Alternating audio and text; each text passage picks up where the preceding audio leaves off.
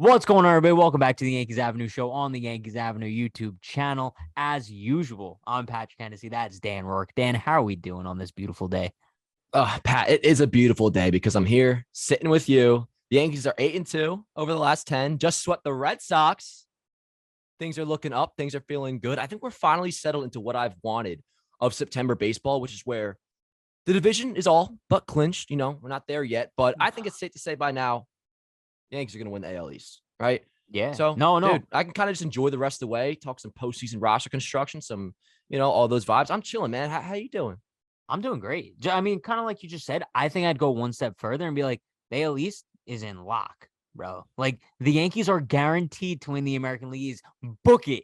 Yo, and I'll say the Blue Jays and Rays really did us a favor because they played a 5-game set, which is nuts just now. Played 5 games. Blue Jays took 3 out of 5, which is perfect for them to kind of just go toe to toe because they didn't gain really any ground. We got a 6-game lead, I think, over Toronto now is who's chasing us. And Tampa Bay, bro, all of a sudden they're 7.5 back behind us. So, dude, we're chilling. We're chilling. You know how many people are in the comments right now being like, "Oh, Patches jinxed the Yankees. Now they're gonna lose." Watch. Yo, if anybody jinxes it, it's me, bro, from back in June when I said the AL East was actually over. I couldn't agree more, dude. I couldn't agree more. We don't have the power to influence what 26 men in tights do on the baseball field. That's kind of all I'm saying. No, we just manifest. However, getting right into topic number 1 here. Listen, Dan, talking about postseason baseball, it's right around the corner. And I think we'd be lying to ourselves if we said that the Yankees aren't on a collision course once again to meet with the Houston Astros. Hopefully, if everything does go right. I'm looking at a Yankees-Astros ALCS for the 3rd time in 5 years. 6. If 6 years. Yes. Not the best at math. But how are we feeling about a potential matchup against the Houston Astros? Because, Dan, I'm going to be honest with you. I'm a little bit scared. How are you feeling? All right. I can respect anybody who's scared. And I know my answer is going to raise some ears. But, dude, being totally 100% honest, I want to face them so bad. That's the matchup I want. Yankees-Astros.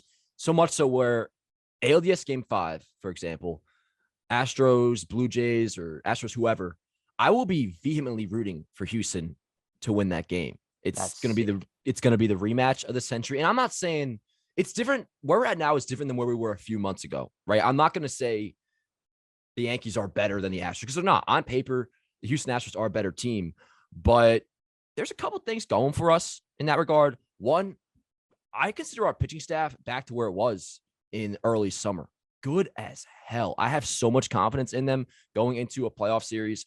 2, ALCS wouldn't start until October 19th. So you can compare the Yankee team. I know it's crazy. You can compare the Yankee team right now to the Astros and say, the Astros are obviously better. Maybe even say they're not close. I wouldn't go that far. But if Carpenter and Benintendi aren't back by the beginning of October, I think it's pretty reasonable to say they should be back ready to go game-wise by October 19th, which is still over a month away. So we got that going for us.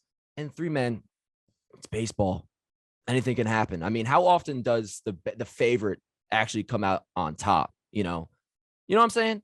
How often listen. How often does it happen to where the team where somebody predicts will win the World Series, when do they actually win it? The last one I can remember is they're the favorite right now, though. Well, I'm not even saying the favorite. I'm more so saying coming out of the American League more so. Like you can even look at the Braves last year. Did anybody predict the Braves to go win the NL and win the World Series last year? So when it comes to favorites, when it comes to comparing rosters on paper, that really means nothing to me. Like they say, once you enter the dance, anybody has a chance.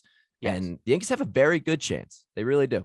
Yes, and you can't spell dance without Dan, right? So it's like, but my whole thing is that I'm looking at the Houston Astros. It's like maybe scared is like a word that's a little bit overblown a little bit, because I'm not going to say I'm scared, but I'm definitely cautious. I'm definitely anxious. I'm definitely on edge when it comes to like facing the Houston Astros in the playoffs, just because it's like we know what they did to us in the past, right? It's like, why are you going to like still be friends with somebody and trust somebody who like stabbed you in the back 3 times before? You know what I mean? So it's like there's definitely like a little bit of like bad feelings when it comes to that, especially seeing how they owned us this season. So it's not like, oh, it's a brand new Astros team that we feel like we could dominate. And I get what you mean when you say like, oh, you want to face the Astros, because it's the same thing we go through every single year. We want Boston, we want Tampa, and it just never seems to work out in our favor. So I'm gonna I'm gonna be right here. I'm gonna say this right now. I would prefer that we don't face the Astros in the ALCS. I Just say totally respect that, and I absolutely understand where you're coming from. But dude, I don't think I can describe how badly I want to face them and beat them. I mean, I don't got to go into the history. You all know how they've screwed us over, whether failure or not. I mean, 17, we know they were cheating. You cannot convince me in 2019 they weren't cheating. I say this all the time. No way they cheated. Went yeah, so but who successfully. They cares? won the World Series. I do. I Why? absolutely do. Because here's the thing. The way I see it is the Astros have beaten us twice in the ALCS, right? And both of those wins were illegitimate in my mind. If they face us for the first time since then in the playoffs this coming October and we beat them, it kind of just like restores order in my mind. Like gives us Yeah, but what is then what if rightfully they beat ours. us? Then that's terrible. And I want those stakes to be that high. You know what I'm saying? And I think that's extra motivation for the Yankees. Now, the teams are obviously a little bit different, but with the year he's having and just a narrative going into that series of Aaron Judge having, he's going to win the MVP. So he's taking that back, what is rightfully his. And then it's going to come to the perfect like circle of like conclusion of him finally getting past the Houston Astros. And I'll put this prediction out there right now. Judge is going to win ALCS MVP, lead the Yankees over the Astros, and I'll put it at 6 games. And they're going to advance to the World Series. I want it so bad. I'll be disappointed if it doesn't happen. I want to beat them so I bad. hope so. Dude, where are you at with who's your, like, if you could rank your top 3 most hated teams as a Yankee fan right now, where are you at? Because I know my answer. That's difficult. I mean, I would say probably number one. Um, you go first. Okay. Give me yours first. One is the Astros. And remember, that's current. It's Sure. with everything we just talked about. That is why they're number one. And the fact that they're our biggest threat to get to the World Series right now. They're number one. 2, I guess would probably still be Boston. I feel like automatically we kind of just have to hate Boston. And I do, no matter what, we'll always be rooting against them a little extra hard. 3, probably Tampa Bay or maybe Toronto. It really comes down to who do we face in the playoffs, you know, if we do face one of them too.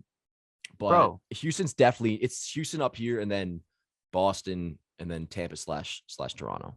I'm going to be honest. Like, I think the reason like it's so hard for me to answer that question is because like I don't necessarily have any like teams that I truly hate. You know what I mean? And like I look around like all the other teams like in the league that like even could be the Yankees rivals. And like I still have like some sort of respect for them. Like, believe it or not, I have respect for the Houston Astros. Fuck them.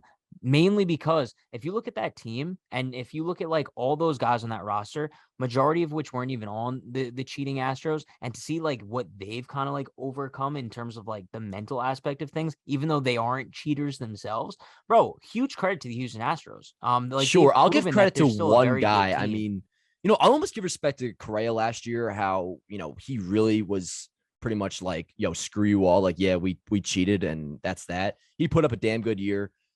Bregman, not so much. You look at Bregman's numbers post-cheating scandal coming out, he's been pretty damn bad. Altuve, and he's still good. No, I understand. I'm not saying it's because of the cheating, but we're talking about handling the pressure of coming off of that. Yes, but what I'm saying is like looking at the past few postseasons, the Astros have made it deeper than the Yankees every sure, single but year. that doesn't mean anything to me. It's Why? you either win the World Series or you don't. Like the Yankees go on and they say they do beat the Astros in ALCS but lose the World Series, then it pretty much means nothing to me. It's wiped away. Like if you don't win it all, it doesn't ultimately matter. But to wrap up what I'm saying, or to wrap up my rebuttal against you, I would say is you mentioned how majority of the Astros that cheated aren't on the current team. It still is very much an icky taste to me because the faces of the team outside of Correa are still there. You know, I know Springer's gone as well, but Altuve being there, being, you know, when he's the only one. It's also Bregman. But here's the thing: when Fox makes the graphic for the ALCS this year and they're advertising it, right? What is the marketing going to be? It's going to be Judge and Stanton, and it's going to be Altuve and Bregman. So just like in 2019, so. I don't think Bregman would be the guy. I think they'd probably go like Jordan. Maybe. Okay. Or like a Verlander. He was on the 2019 team. So the stars are still there. I have so much hate still for the Houston Astros, and I want nothing more than to beat them this year. That's why I'll be rooting for them to make the way I view it. This is the last thing I'm going to say on it because we've stayed on this topic for a while now. Yeah. The way I view like the people who still have like a deep hatred for the Houston Astros is as such, right? You break up with a girl that cheated on you. Always bring up the girl analogies, bro. Ready? 5 years ago, she cheated on you, bro. And you're only still salty about it because you haven't replaced her yet. Bro, if the Yankees would have won a World Series in the last 5 years, no one would care about the cheating Houston Astros. I'm telling you this right now.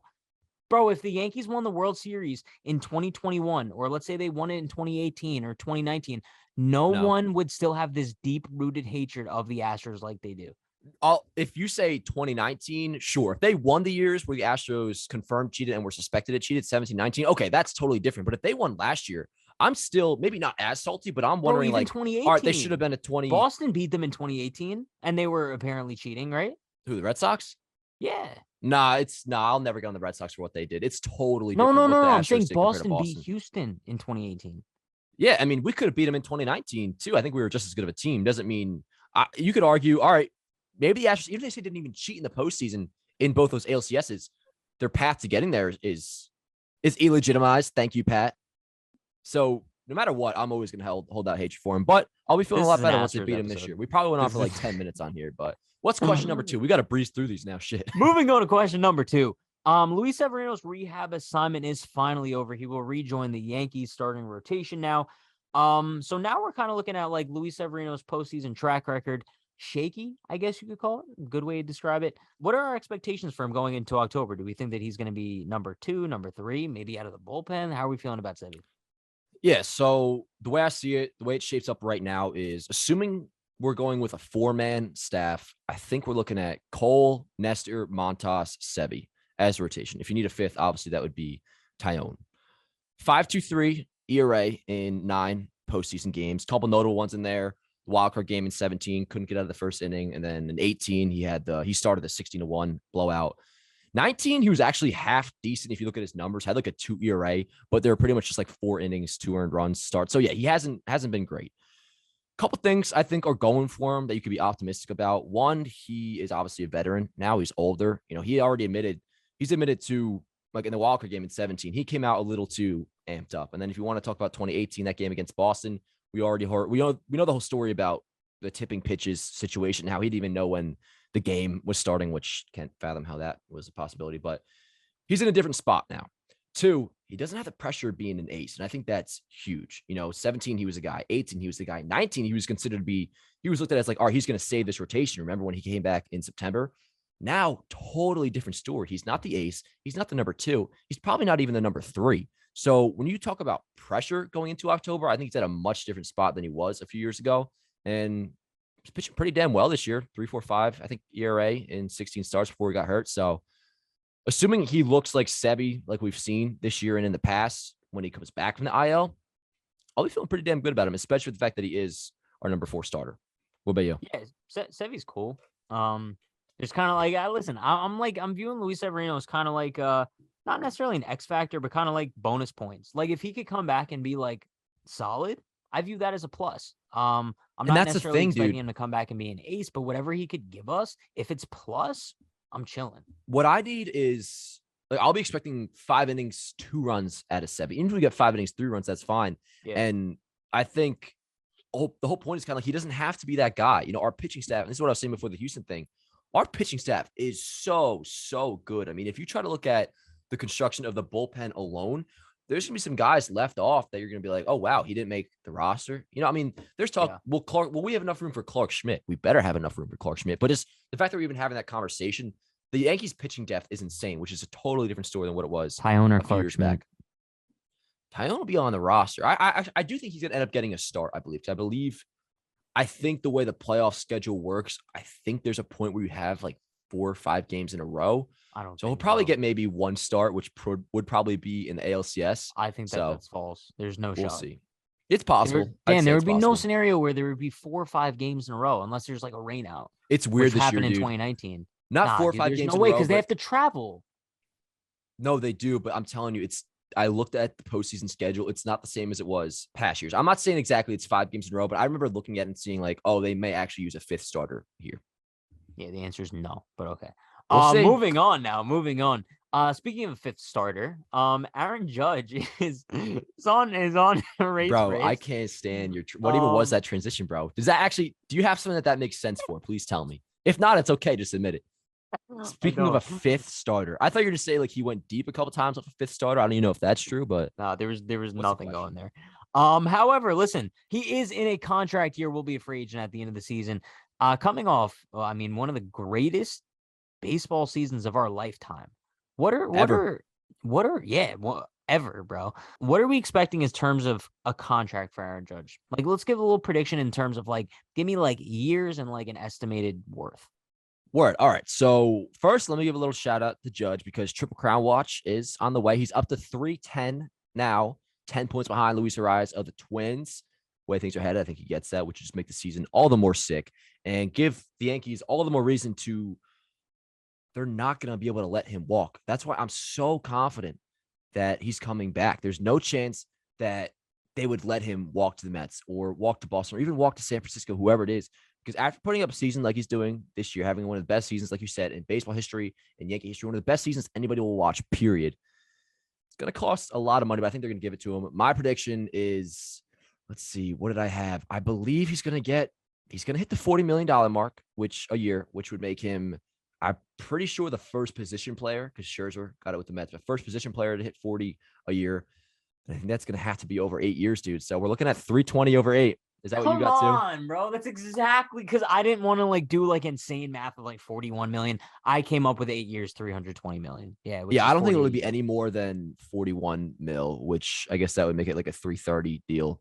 But yeah, I think it's going to be at least 300. We agree on that. I don't think there's any chance it's below. Sure. And it's frustrating too. I mean, because if they just listen to me, bro, if the Yankees put me in the front office, not saying they should do that, but if they follow my Twitter feed and listen to me, if they offered him $250 million last year, bro, they would have the best player in baseball on a bargain. Yeah. So he would have signed that. I firmly believe he would have signed that. I know, but could we just be like honest with each other? I know like you're the biggest Judge guy in the world. It did make sense. I don't think anybody expected him to do this season. Expect's a different word. I mean, I have said multiple times that catching Maris was within reach for him. This season is nuts. Don't get me wrong. And I'm not saying I exactly predict this to happen in 2022, but if they give him 250 mil, and this is the way I saw from the beginning, what they should have done, and I think it would have been much more competitive. Not that the 213 that they offered him was bad, because I remember seeing that and I was like, all right, you know what? That's not an embarrassing offer by the Yankees, right? Yeah. But when they offered him that included, or that was after this season, which they offered him 17 million a year for. I've said this from day one once I saw those numbers. I think if they started to offer him 31 million beginning this year, not next year, which would have brought the contract to, I think, like, 240 over 8, he at least would have considered a lot more. So I think they could have done a little bit better.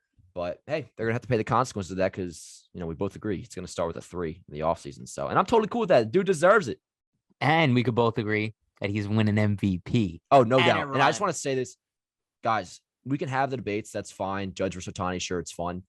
If anybody's actually stressing about the fact that Judge could get another MVP stolen from him, don't. Take my advice and understand. About it. No, Pat, don't. It's going to be, I think the conversation is going to become close to, will it be unanimous or not? I don't think it will be. Ohtani will get, I think, at most 5 first place votes. Judge is going to win the MVP. But it's not even me being positive, Danny, over here stealing something from you. Not even being positive, Danny. He's going to win. He's going to win the MVP. I guarantee it. Moving on. I like it. So, Dan, Jason Dominguez is now one step closer to the Bronx, 19 years old. Kind of crazy. Like, he's 3 years younger than us. Dude, we talked about the other day when Peraza got called up. Like, it's weird. He's our age. Dude, Dominguez is 3 years younger than us. Crazy. Born in, 2003? Ridiculous, dude. That should be illegal. But how are we feeling now about, like, the Yankees' next wave of baby bombers, I guess we could call them now? Because Volpe is coming up. Peraza's already up. Dominguez is on his way up. I would say within, like, the next 2 to 2 years. I would say within 2, yeah.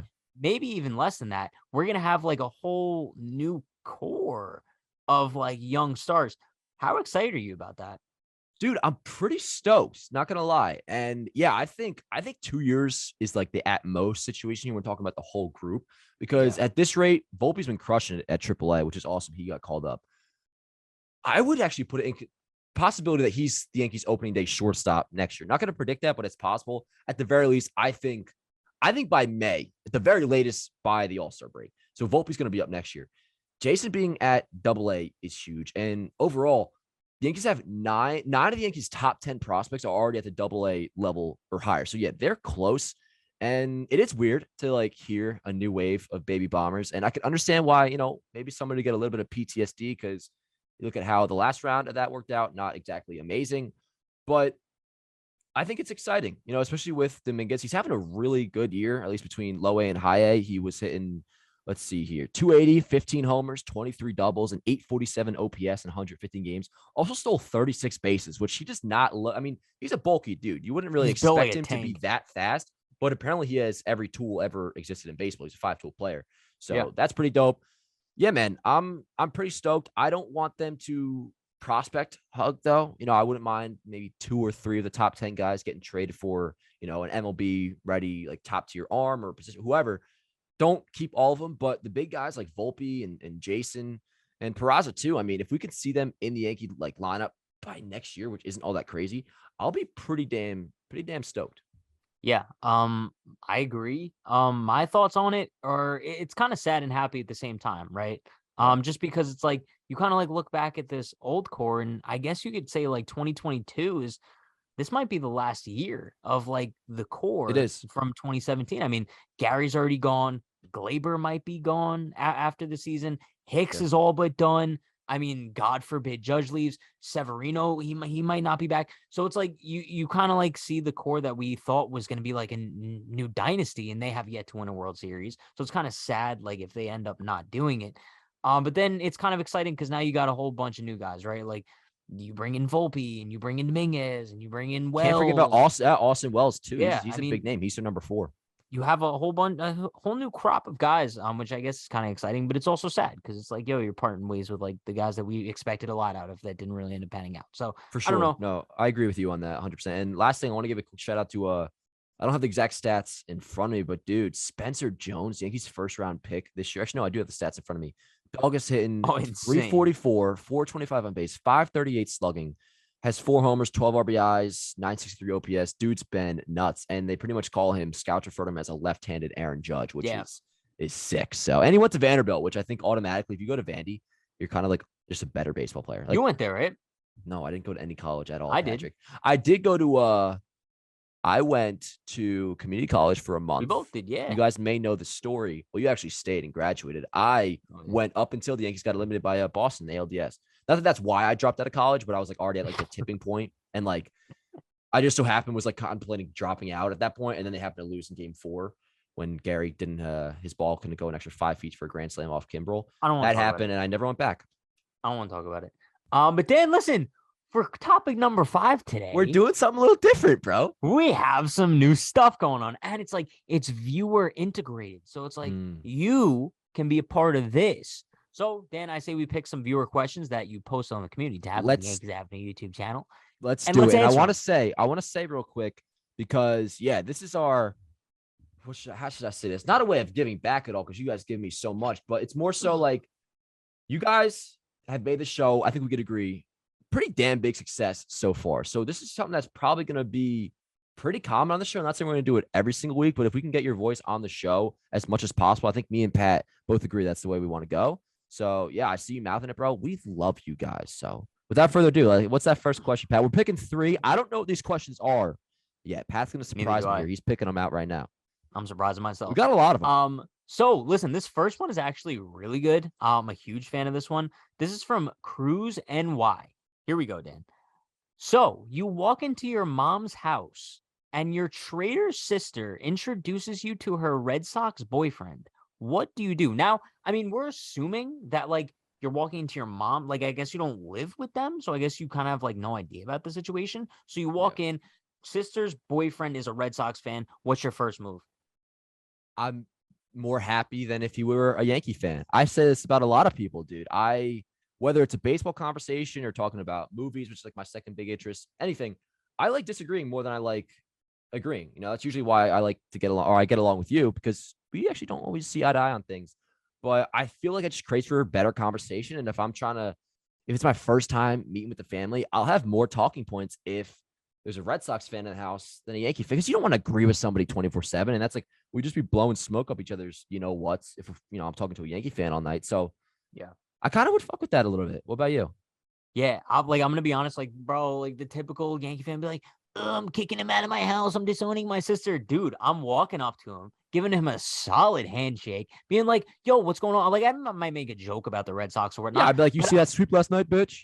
Yeah, like, let's just be honest, though. Like, I've never encountered a Red Sox fan in person that wasn't cool.